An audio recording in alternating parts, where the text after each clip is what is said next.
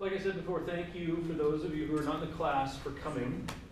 This is intended to be a training session, but in a sort of conceptual underpinnings sense of things. This is not a hands-on, what buttons do I push to make this widget work sort of training.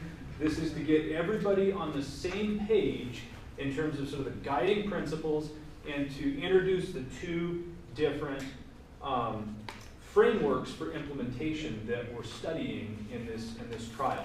There are four major sections to this presentation today. First, I'm going to talk a little bit about just basic attributes of frequent fire forests, including or culminating in sort of the general need or motivation for restoration and fuel reduction and climate change adaptation type treatments. I'm going to spend a chunk of time talking about spatial patterns, because that's a major theme in the treatments we'll be doing, talking about what are the ecological functions of those.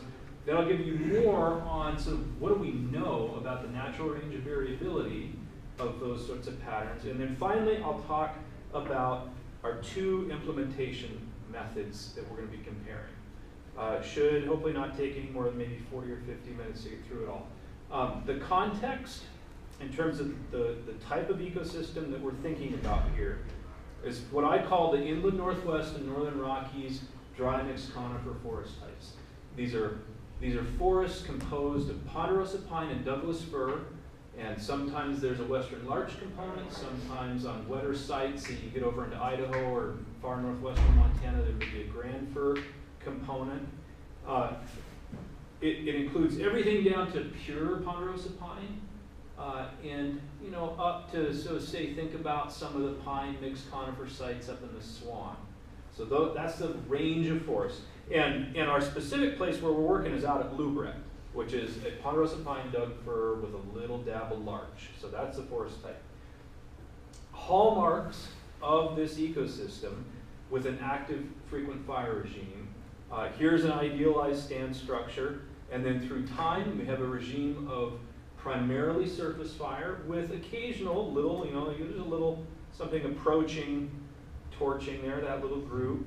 Here's one, this sort of thing. So the stand density is typically low enough that you can't carry an active crown fire when these forests are in sort of their natural active frequent fire regime.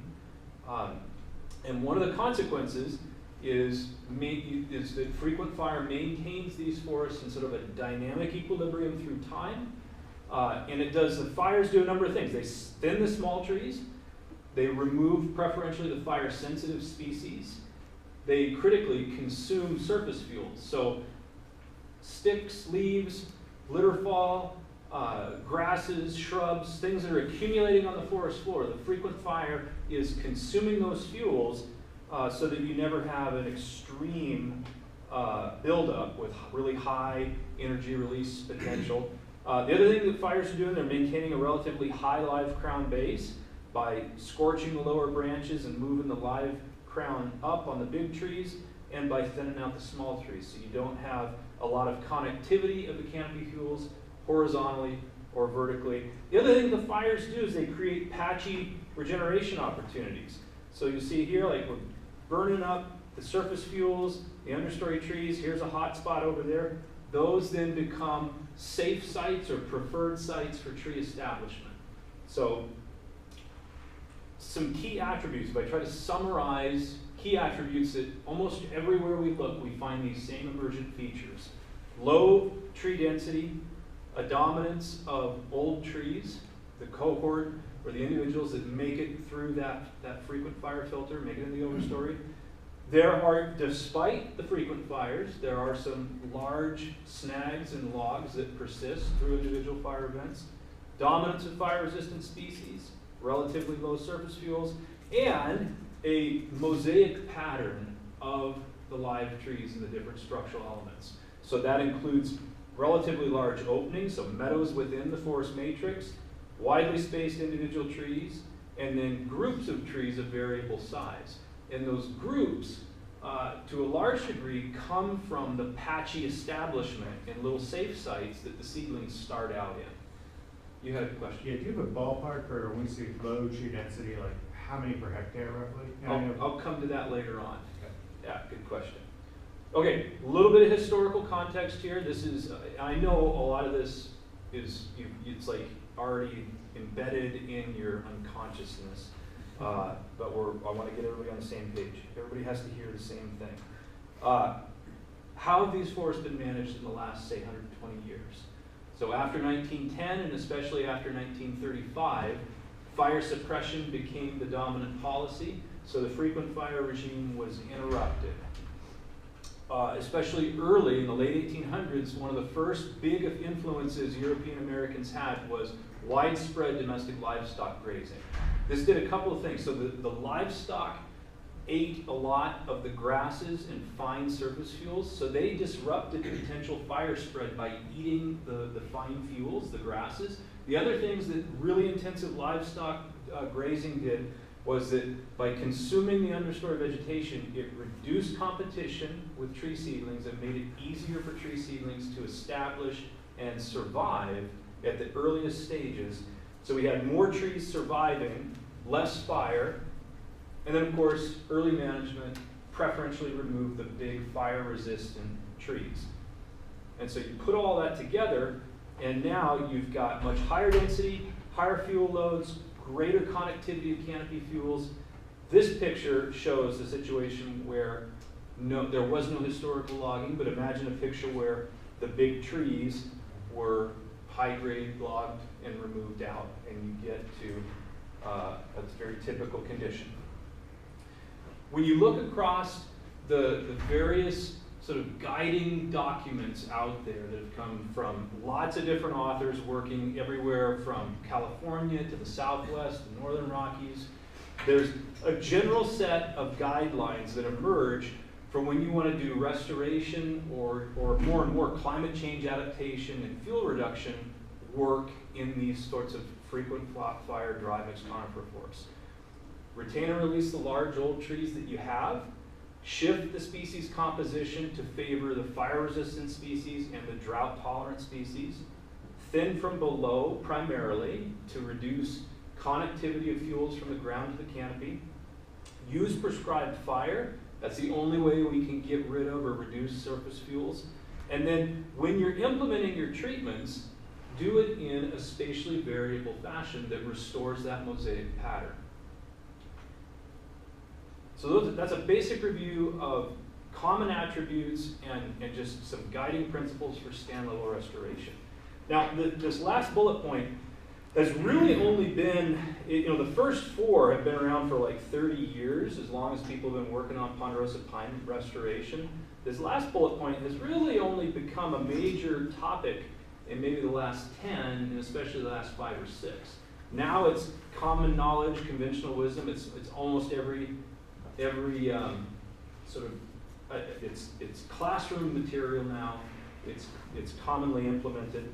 But I want to talk a little bit about why do we do it, because we're still building this knowledge base and really fleshing it out. So why does spatial pattern matter?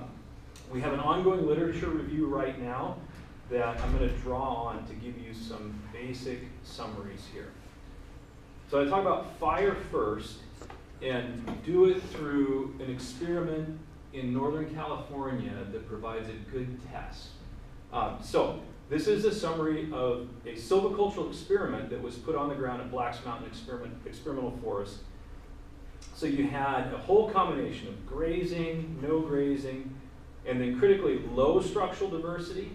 So think uniform thinning, and high structural diversity. Think clumpy, gappy, patchy, or mosaic type treatments.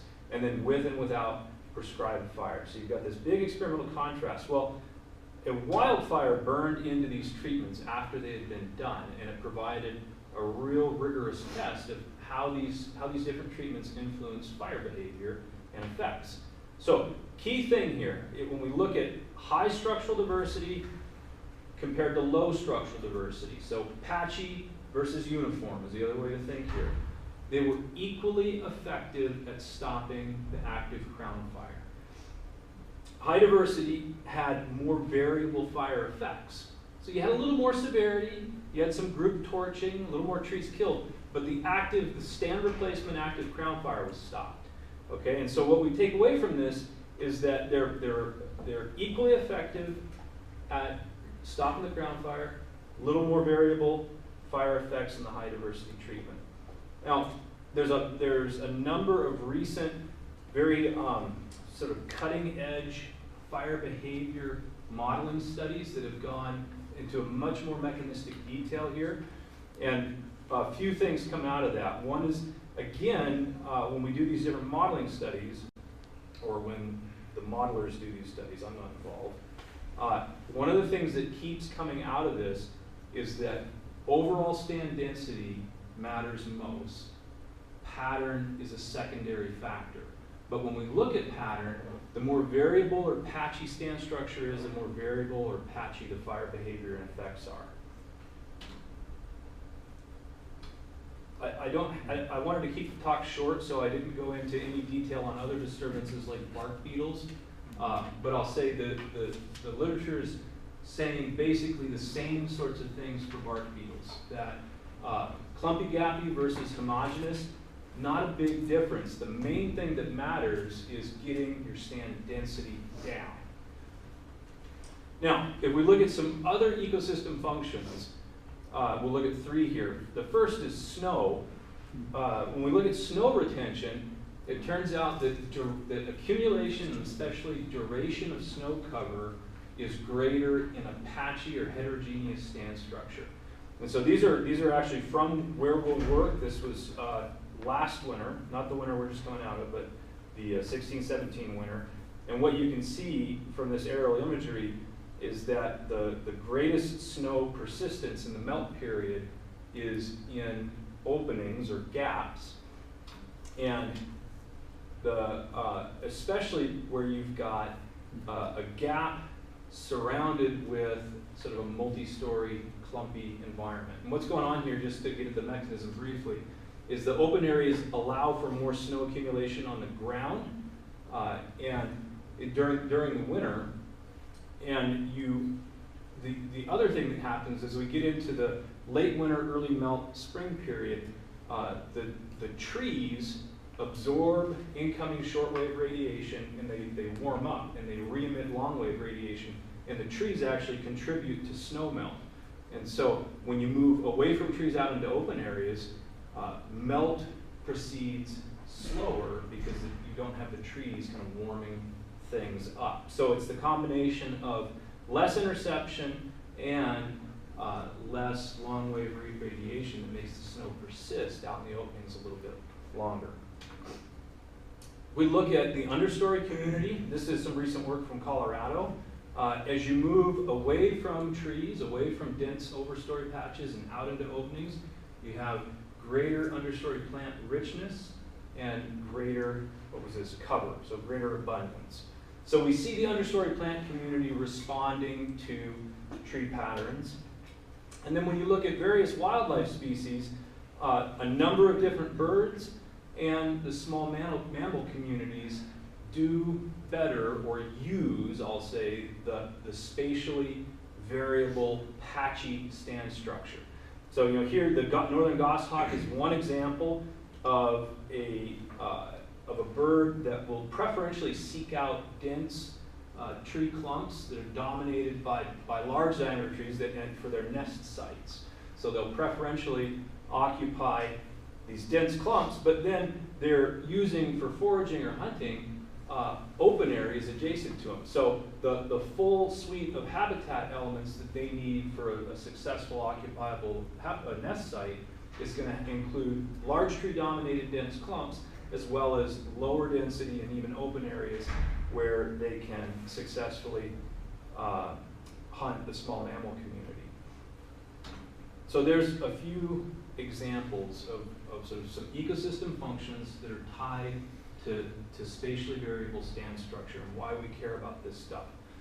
To recap here, when we look at resistance to key disturbances or stressors, stand density and composition and size structure are the main determinants of resistance to crown fire to insect mortality and to drought. So it's basically get the connectivity down, get the crowding down, get the competition levels down. Pattern is secondary to that, but critically, when you have variable patterns, you have more variable disturbance behavior, which then maintains the variable patterns through time. So if you think about stand dynamics through time, it becomes that sort of self-maintaining process.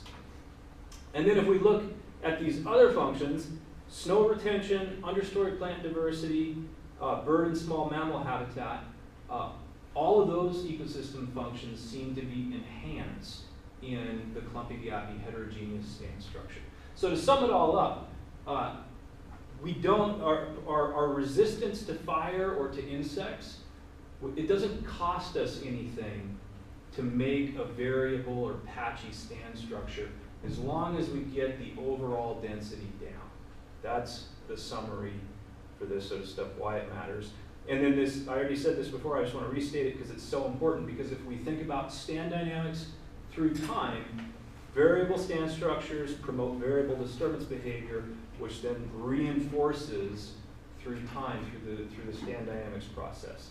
So part of what we do with these treatments, we're resetting the stand dynamics process with these restoration or resilience type treatments.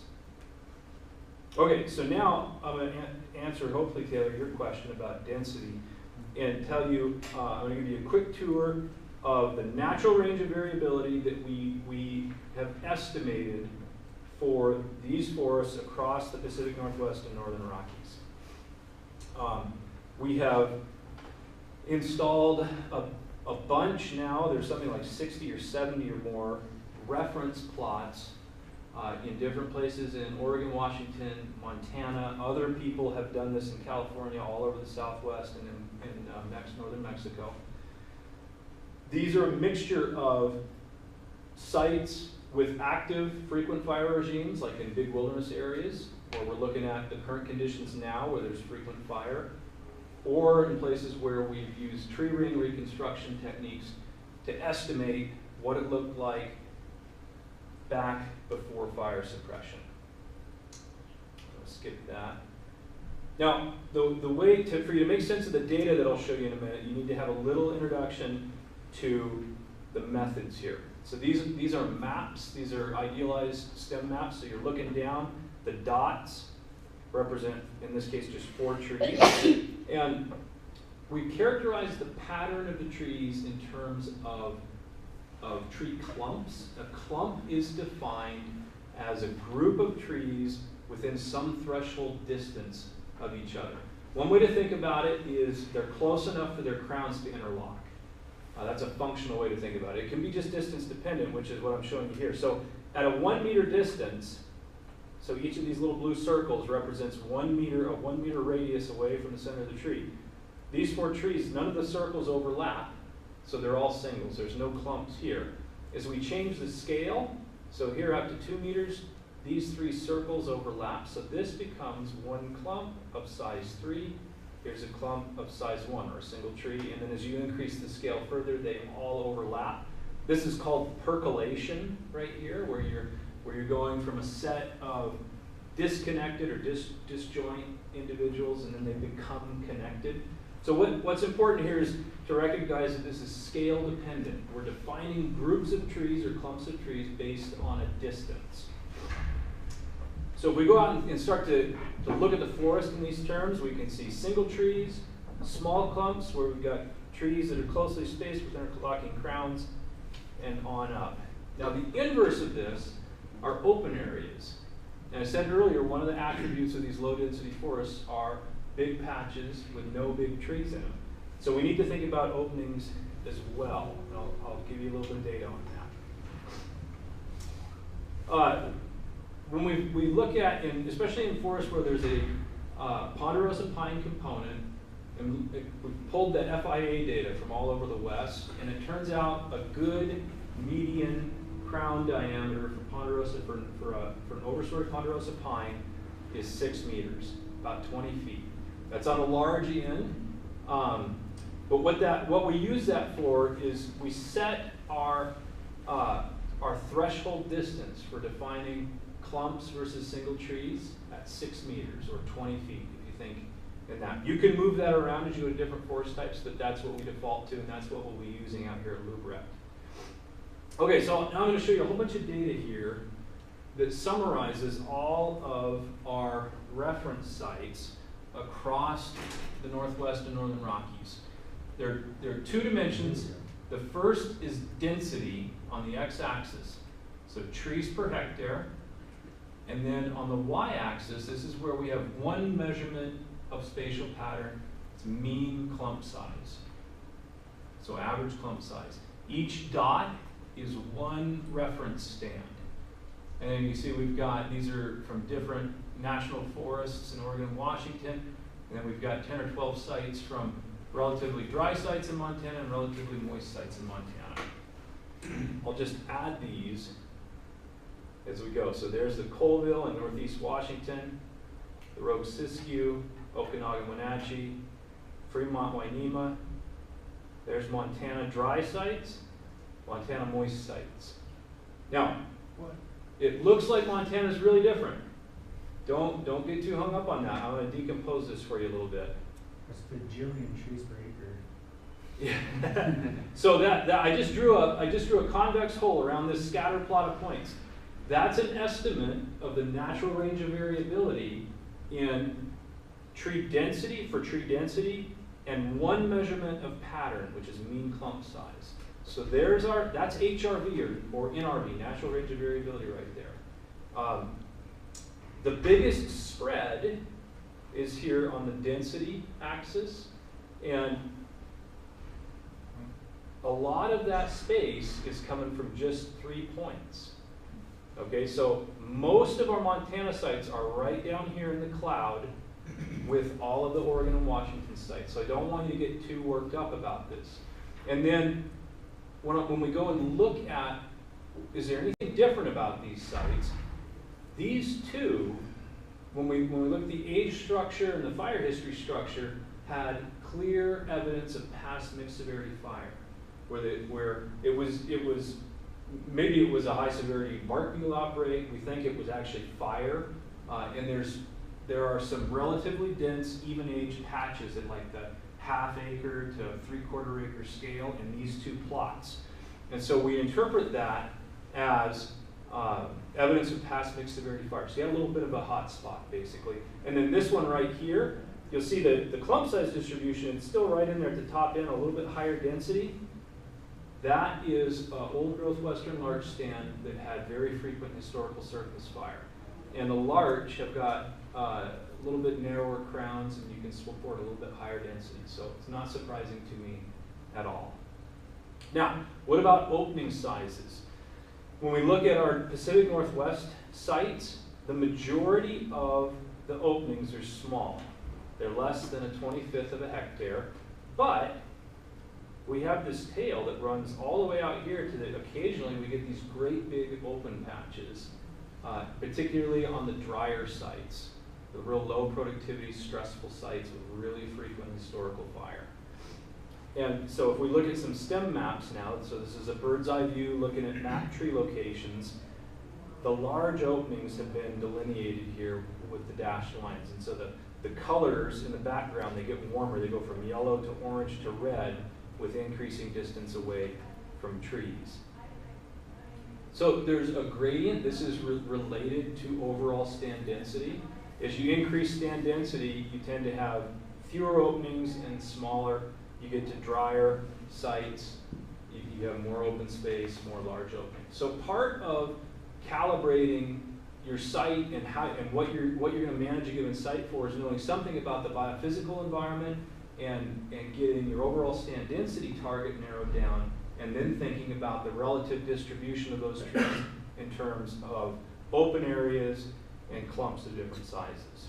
Here's some data from our Montana sites. The key thing to know about our Montana sites, we had smaller plots. We only had 1 hectare plots, where the Oregon and Washington plots are typically 3 to 5 hectares. So you'll see our opening size classes only go out here to 1/5 of a hectare, and that is at least in part because our plots weren't big enough to contain, say, the gaps of this size. They might be out there in the forest, we just couldn't have sampled They're them. spilling in outside of the pot. Exactly, yeah. So, I don't want you to think that big openings don't occur in Montana. It's just that the data set, the sampling wasn't designed to capture them. And you can see when we look at stem maps of some of our Montana reference sites, there's plenty of big open areas, or relatively large open areas. They tend to be relatively sinuous, they're complex, snakes and blobs. Very rarely are they big circles. I want to give you, these are actual pictures of actual sites to give you a sense of where things fit in this range. You know, the upper end out here tends to be the moister, higher density type sites that may have a little dab of mixed severity fire. So typically a little more large, maybe a little more grand fir if you're in the Northwest. Down here at the low end, we're talking about pure ponderosa pine or really dry pine dug fir sites. So to sum all of these sort of reference conditions, what we've learned over the last 5-6 years while we've been working on gathering these big data sets, the same range of patterns. They basically all overlap on top of each other when we look at frequent fire forests across the Northwest and Northern Rockies. When we look just at the Montana sites, about 10 to 23% of the trees are widely spaced individuals. The majority of overstory trees are in clumps of different sizes, and then up to about 20% of the area is in openings where your opening is greater than 9 meters from the nearest tree.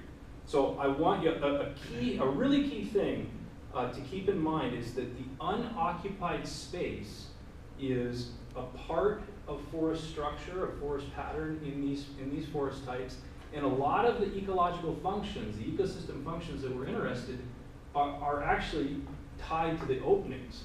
Everything I've talked about so far has been to just get us on a common understanding of sort of how these forests work and what's the natural range of stand structure and pattern, a little bit about ecosystem functions tied to pattern.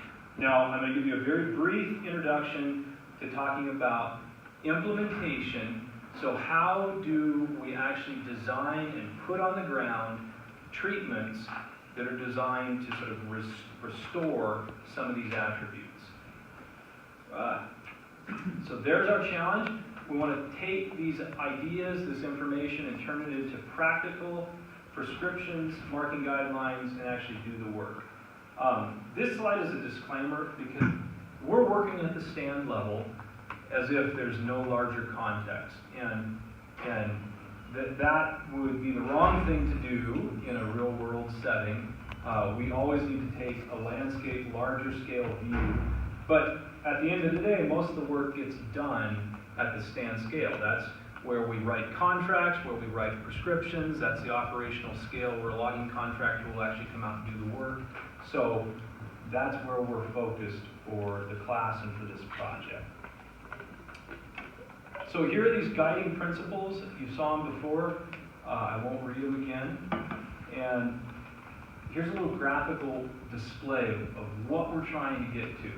So here's our current condition. A high stand density. You know, we're out here, I've drawn this one out here at like 400 trees per hectare. High density, really high clumping. And there's what it looks like. This is a fire excluded site. You've got a lot of shade tolerant, fire intolerant trees, really high fuel loads, really high canopy connectivity. And what we're trying to do with our treatments is move it somewhere back down in here. And so one of the things that we don't want to do is to create stand structures that are way outside this natural range of variability, because we think that we probably wouldn't get all the ecosystem functions we're interested in.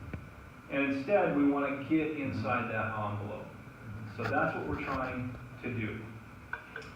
Okay, so the two systems that we're going to compare are free selection, which was introduced by Graham and Jane, and the individual clumps and openings marking system introduced by Churchill et al. So I'm going to talk about free selection first. and I'll just apologize that I don't have a lot of good graphics here because I'm presenting somebody else's content, so it's a little text heavy. The idea behind free selection is to not have your marking, your prescription or your marking or your implementation on the ground be constrained by by an artificial silvicultural system. And so the idea is to say, let's pick and choose from different even-aged, uneven-aged individual tree selection systems and designate the trees on the ground that gives us the stand structure and the functions, hopefully, that we're interested in. And Graham and Jane laid this out as a way of marking trees that allows you, that gives you the flexibility to create diverse stand structures and compositions. It's a system that gives you the flexibility for having lots of structural stages, tree densities, patch sizes, all within a single stand. And they call it free selection. So it sometimes can be kind of criticized because there's no simple formula to follow. It's very much dependent on expert knowledge and your judgment on the ground and your clear understanding of what it is you're trying to create. The free selection system is guided by a vision statement. Vision statement has two things. It's got a statement of management objectives. This is 1 or 2 sentences. And then it has a theme. The theme describes the relevant structural features that fulfill the management objectives. And typically it's going to be 1 or 2 sentences. So pretty concise. And then the third thing is some sort of a statement of desired forest conditions. And what's challenging here is Graham and Jane say that detailed information is not necessary, that this is a holistic view. It's going to include some things like species preference, like desired composition, desired horizontal and vertical structure. It's going to be up to the class to make the decision of how detailed you want to go with this. The way that it's laid out in Graham and Jane's paper is basically a written description, not necessarily even any numbers. So it's going to be up to the class to decide how you want to sort of formalize this, how much detail that you want to have. One of the things that they talk about is that reference conditions can be used to provide context. And the last section of the talk was exactly an attempt at that. What you're trying to do with these treatments is to accomplish this sort of a thing right here. Here's your pre-treatment condition. You're going to designate leaf trees that get you down into this target range of variability. Now, it's really important in both this and the ICO system I'll get to in just a minute. Both of these systems, you're not trying to engineer or exactly copy or recreate a pattern. What both of these systems are designed to do is to give you as the marker or as the silviculturist the flexibility, the judgment to create that variation in stand structure. So really it's about freeing the forester in a sense. Not being too bound by artificial rules or trying to mimic some idealized reference condition. So that's a really important thing to try to assimilate. Okay, so now let me talk about ICO real quick. I'm sorry about all the text here. ICO is a tool that focuses on spatial pattern. It's an add-on for dealing with spatial variability. And the way that we implement it is to basically tack it on to our other management objectives and guidance for stand structure and composition. I'm describing that right there. Like I just said, it's not a method to recreate a historical pattern or some reference modern pattern. It's just a way to help get that mosaic structure back on the ground. Here's how an ecosystem works. Once you have a stand identified that you want to work in, you've got the polygon drawn on a map.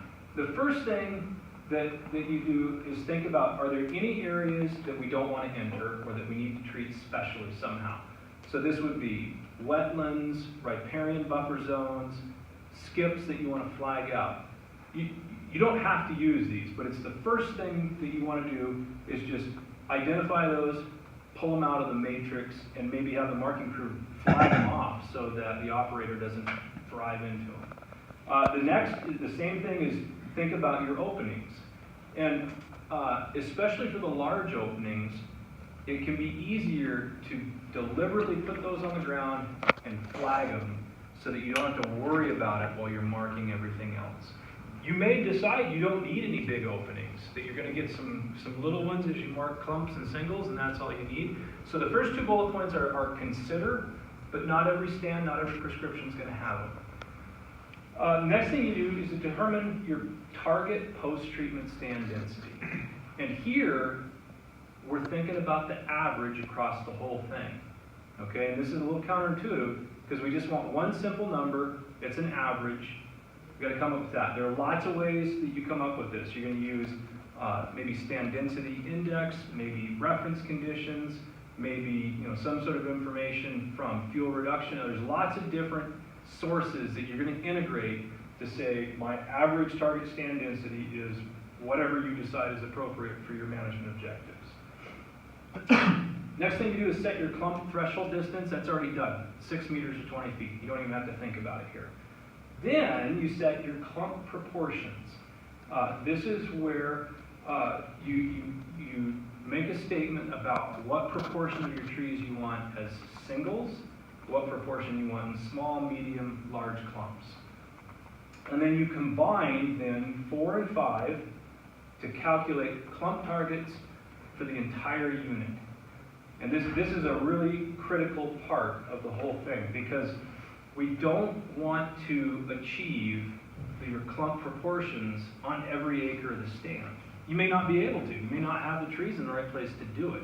And so we calculate them for the whole unit, and that gives you the flexibility to work with the conditions on the ground.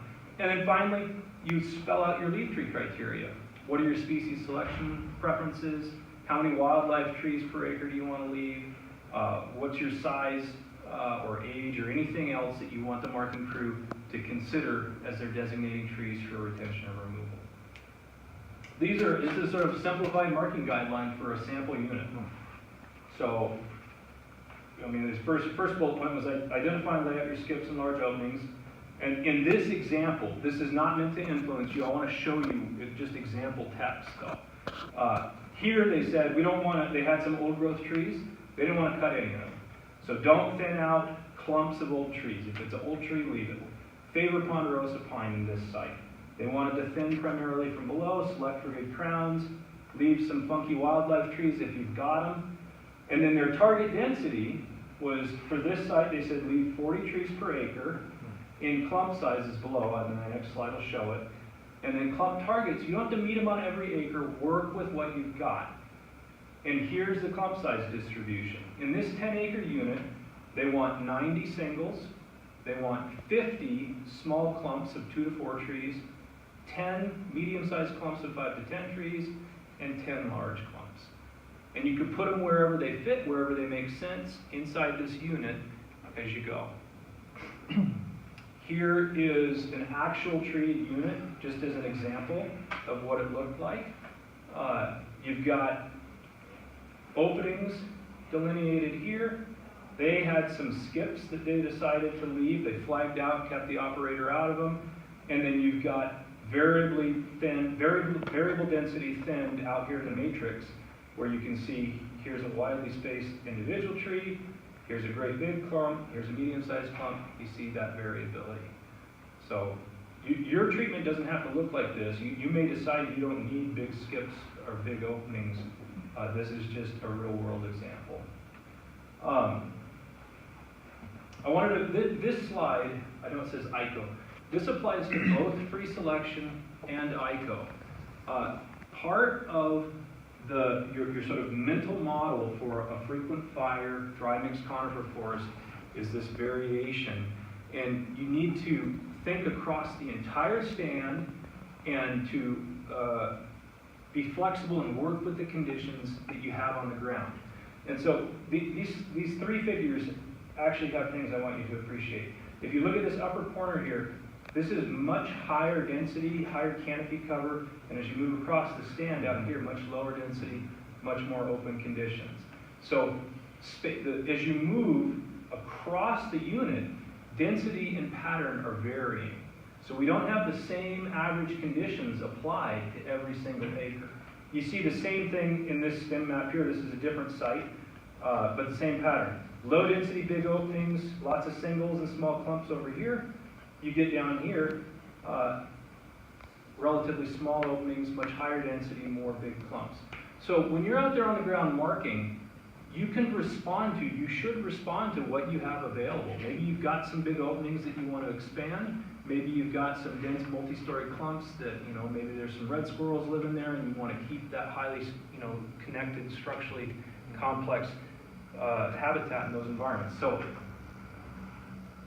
that's the utility of the whole unit targets in the ecosystem, and that approach is clearly there in free selection, although free selection doesn't have any sort of quantitative guidance. That's kind of the point. The last slide here I'm not going to cover how to use the app today. We'll do that in the field. But for marking with ICO, we have an Android app that lets you can put in your clump targets once the class has worked out the prescription. You set the clump targets, and then you use the app. You just record as you go. I've marked this many singles, this many small, medium, large clumps, and it's telling you where you're at and how much progress you've made as you're marking the unit. So the fundamental, what I encourage the class to do is to write one sort of prescription and set of marking guidelines. And really the only difference is going to be in the free selection. You say, leave a mosaic pattern that approximates whatever you want it to look like. You should draw on reference conditions and functional outcomes you're trying to meet. And so that's what the free selection is going to get. It's going to be largely a verbal description. Species preferences, are you going to thin from above, thin from below, mosaic structure. Then the ICO prescription, you're going to have those same guidance on your leaf tree criteria. What species do you want to prefer, thin from above, below? That's all going to be the same. And the big difference is you're going to work up this little table right here. You'll have, for your unit that you're marking, a number of individuals, small, medium, large clumps that you want left at the end of the day, and you'll use the app to track that as you mark. That's the fundamental contrast that you need to get to in terms of your two marking guidelines. That way, what it lets us do is focus in on really just this little two-row table and the app that lets you track that in the field and see and let us see how do these two approaches perform at achieving your vision and desired stand structure. That was my last slide. Questions?